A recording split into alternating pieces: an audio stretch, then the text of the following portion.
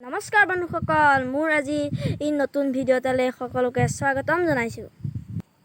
আজি মই আপোনালোকক এখন দেখুৱাম গাহৰি ফাৰ্ম। বলকচোন ফাৰ্মখন চাওঁগে আৰু মালিকৰ লগত কথা পাতোঁগে।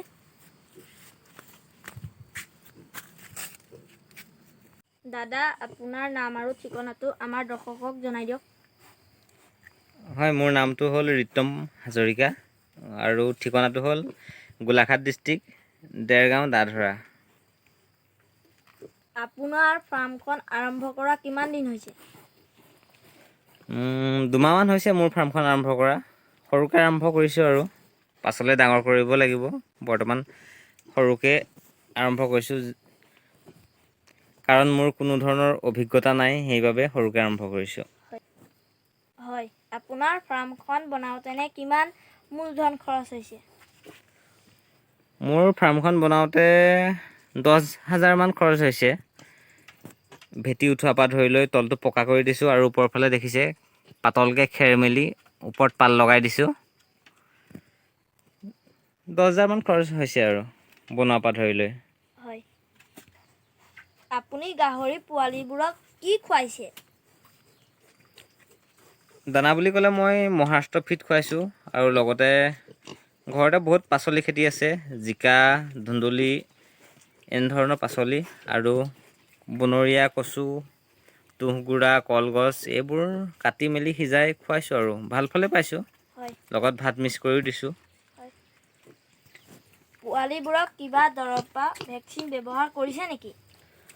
হয়, মই পোৱালি অনাৰ পাছত আইৰণৰ বেজী দিলোঁ, তাৰপাছত আপোনাৰ ভেকচিন দিলোঁ আৰু 21 দিনৰ পাছত বুষ্টাৰ মাৰিব কৈছে।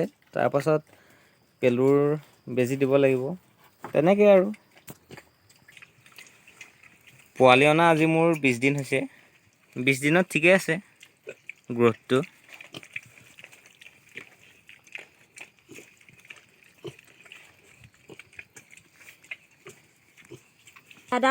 দাদাৰ ফাৰ্মখন ভালদৰে এবাৰ চাওঁচোন আহক।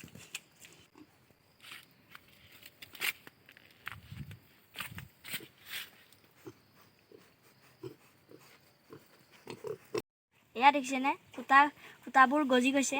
এনেধৰণে গজিলে খুঁটাবোৰ পচি নাযায় আৰু বহু বছৰলৈ ভাল হৈ থাকে।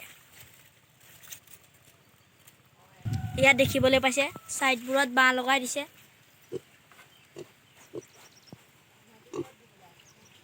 ইয়াত দানা দিবলৈ কাৰণে এয়া পকা বনাই দিছে। সেইডাল পাইপ দেখিছেনে, সেই পাইপডালে পানী মাৰি চাফা কৰা হয়। আৰু ঘৰ বনাবলৈ এয়া মাটি উলিয়াই থোৱা আছে।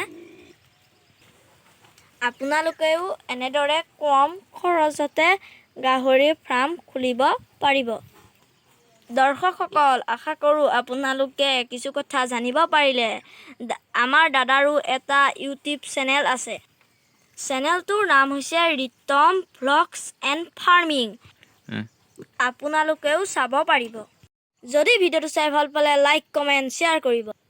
আৰু যদি মোৰ চেনেলত নতুনকৈ আহিছে তেনেহ'লে চেনেলটো ছাবস্ক্ৰাইব কৰি দিব। ধন্যবাদ।